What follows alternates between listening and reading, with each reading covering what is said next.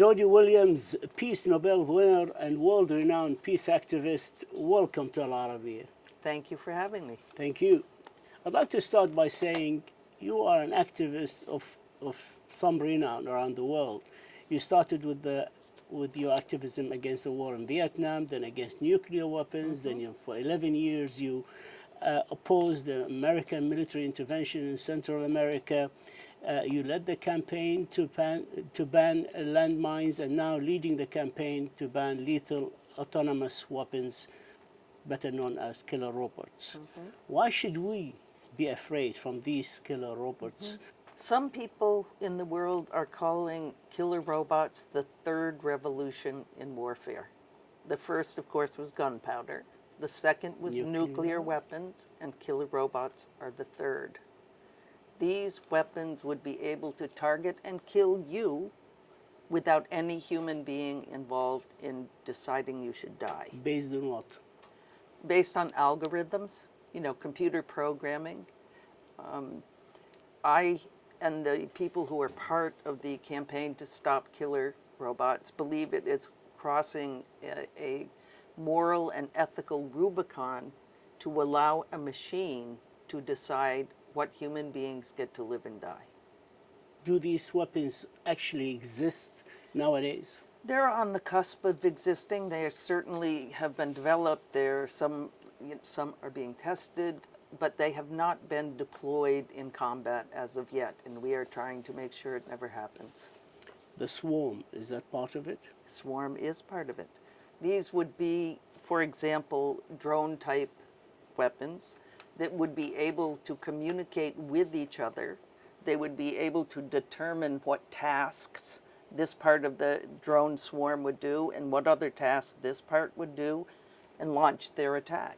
There would be no human being involved in telling them whether they should continue the attack or not. I find that terrifying. Military drones. I remember when I started reporting in Washington, D.C. in 96, 97, 98, they were in the making. And I had interviews with officials and saying, well, they are for monitoring. Yet today, we find the drones are being used lethally with weapons and missiles very effectively today.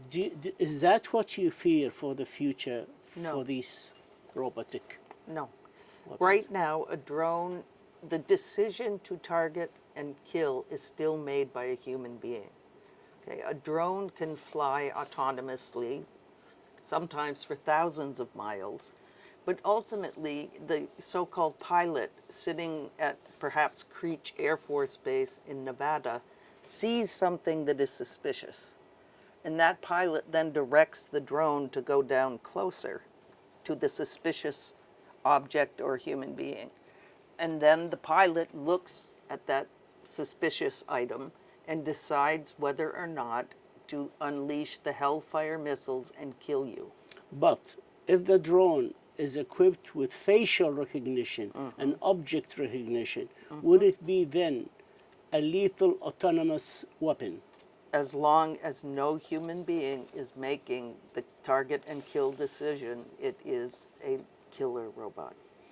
Biological weapons were banned in 1972, chemical weapons in 1993, weapons of nuclear weapons in 2017. Do you have hope to have a treaty to ban these robotic weapons with autonomous decision, and that the world will actually stick to this agreement? I have found that the more people understand about the possibility of killer robots, the more frightened they are and the more they do not want to see them in the world. I believe that when enough people care, when enough people come together to fulfill a vision, and this vision is a treaty banning killer robots, it will happen. It may not happen tomorrow like I personally would wish, but it will happen. But you know you have a stiff resistance from course. countries like the United States, which first introduced these weapons to the world, or the idea of it, then Russia, China, now also the United Kingdom to a certain extent, Israel, South Korea. and South Korea, and some even talk about Turkey and Iran.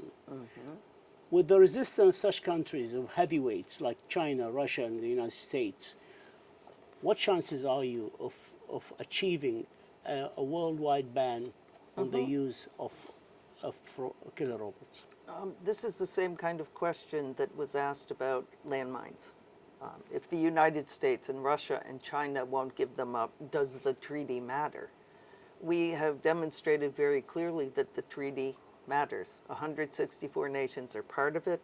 50 million mines have been destroyed before they were ever in the ground. 36 countries have cleared. Granted, killer robots are a bigger ticket item. I think part of the problem with tackling killer robots is that there are billions of dollars of contracts with the defense industry for creating these weapons. Also, academia participates in, studying and research, etc. But that does not mean that they are inevitable. Things are inevitable if we do nothing to stop them. In the absence of a ban, a worldwide ban, can we make these autonomous weapons meet international humanitarian laws? No. Humans are, in theory, moral beings.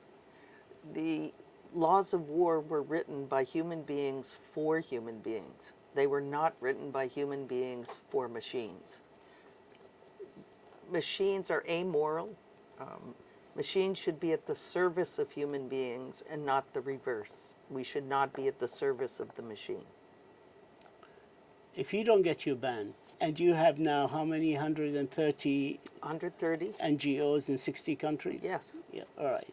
So if you guys can't achieve your aim, which is a total ban worldwide, would a non-binding declaration do, and why not? Non-binding means exactly what it says. It means that I can sign my name on the non-binding resolution so I look good, and then when I decide I want to use killer robots, I will use them. Non-binding is an irrelevant piece of paper. We need a legal instrument banning the weapons. But there are countries, powerful countries, reputable, human rights record, a humanitarian record, like France, like Germany, have called for this. Have called for, I know. There is a lot of pressure. That's the reality. But that does not mean that it cannot change. And our job in the campaign to stop killer robots, the International Committee of the Red Cross, even the Secretary General of the United Nations has called for a ban on these weapons. The more people and institutions speak out, the harder it will be to field these weapons. And I think people should be very clear that if these weapons are fielded, they will ultimately make it to law enforcement agencies and they could be used against protesting citizens. We do not need killer robots. Cybersecurity, even the Pentagon, very complicated and secure computers are being hacked. Yes. How big a danger would hacking these robots be in the future? Extremely. They could be spoofed. They could be hacked. But when I think about what scares me, really, well, many things, but I see a swarm of fighter jets from the United States, programmed and ready to go into action. Yeah. I see a swarm from Russia. Russia does not know the software programming, the algorithms of the US, vice versa. So nobody can predict what will happen when those swarms meet. It could spin completely out of control and result in nuclear war. There's no place on this planet for unpredictable weapons. There are countries in the world now who called for a ban on lethal autonomous weapons. And a number of them are in the Middle East, actually. Can you tell me more about these reports about Turkey and Iran trying to develop their own AI concerning these weapons? Well, there have been reports about Turkey fielding drones in swarm for surveillance. But the report also indicated that they were looking at weaponized drones, not just surveillance. We have not been able to verify beyond the report. The campaign coordinator, Mary Wareham, has sent a letter to the foreign minister of Turkey. How long ago? 3 weeks, perhaps. Have you heard anything? Not yet. But in our experience, foreign ministers are slow to respond, especially when it's a subject that they don't want to talk about. Do you think these killer robots would make the likelihood of war more easy? Absolutely. If I don't have to worry about sending my soldiers into battle and getting killed and upsetting the population because their children are coming home dead, it is obviously, to me, that much more easy to engage in war. How can the technology companies help in establishing a ban on these killer robots? They could find their moral and ethical center and refuse to participate in any programs with the Pentagon that deal with killer robots. But money speaks loud. Money does speak loud. Greed is an unfortunate part of human beings, but that will not stop us. Thank you, Jodie Williams, the Peace Nobel laureate and the world-renowned peace activist, for your time and for your efforts in behalf of humanity, and we wish you the very best of luck in your latest endeavor to ban killer robots. Thank you so much indeed. Thank you for having me. Thank you, ma'am. Thank you. Bye-bye.